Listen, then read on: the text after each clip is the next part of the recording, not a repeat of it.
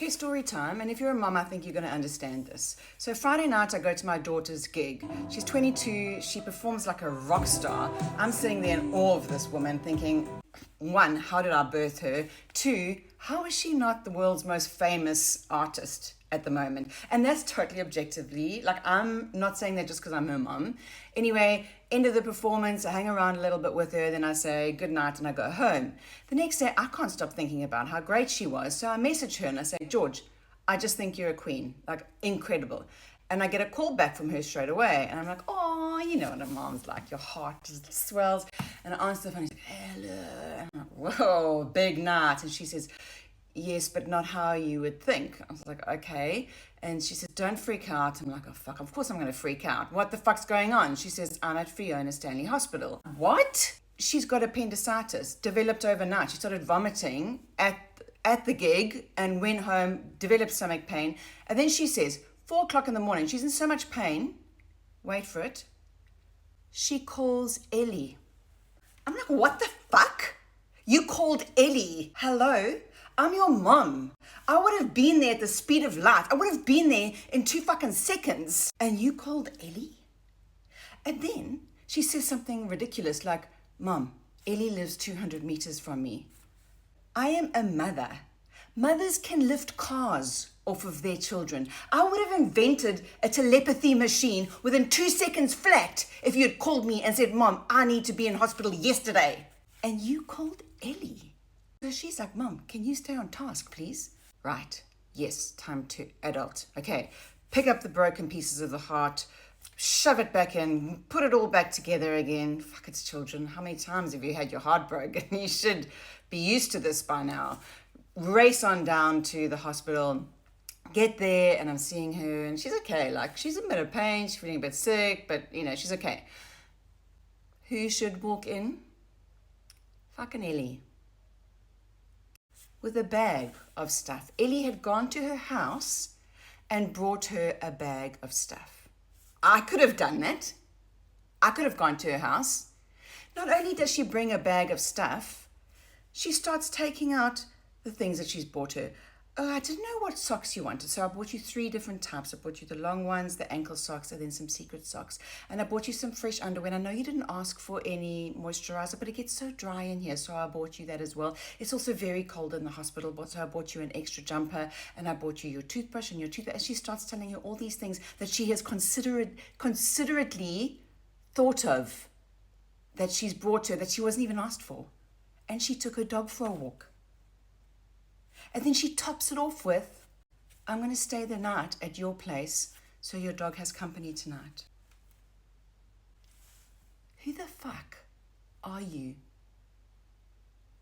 I'm like sitting in the corner. Hi, Mom over here. Like, I'm torn, okay? Because there's this fucking goddess of a friend, this gorgeous, amazing, wonderful woman that has come into my daughter's life, that is doing the most incredible, wonderful friend things for her.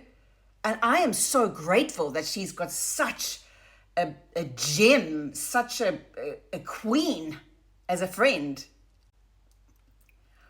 But to knock me off the podium of first place, I'm just struggling. I'm struggling to adult in this moment.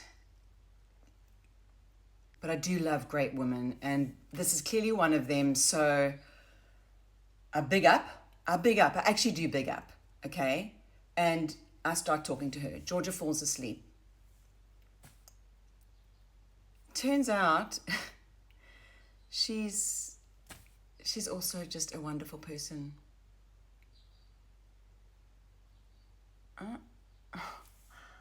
So eventually, after a little while, she says she has to go because she's left Bandy. Bandy's George's dog, who is a greyhound rescue, and he's nervous because of his past life. And she doesn't want him to be nervous. So I'm like, okay, again, I'm confusion. So I'm like, oh, okay, well, just take my number because, look, if I can't be like number 1 on my daughter's list, I need to be number 1 on my daughter's number 1 list. So if she phones you, you phone me straight away. So I take her phone and I put my contact details in and I give her the phone, and she's about to go and say, hey, wait, can you just give me a missed call? Because I just want to make sure I've got your number as well so I can call you. So she says yes, and she goes to look at the phone, and I can see she's struggling. And she's like, I'm like, there is the chink in the armor.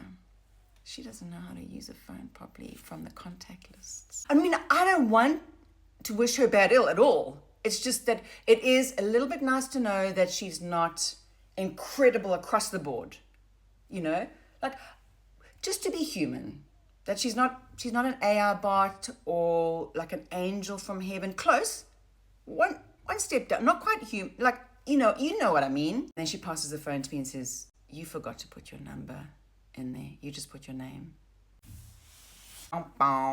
Loser again.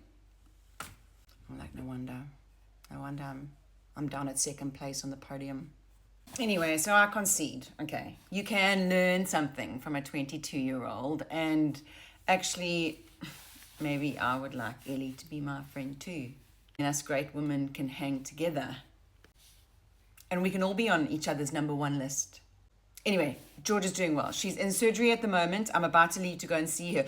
Do you know what would be amazing? If you could send her a little heart to her TikTok. I'll tag her in the description. It's Georgia Rath. And even if you don't want to do that, if you like this video, that's also good juju. You guys have a really good day. Queen energy out to all of you. Goddess energy, female energy, love.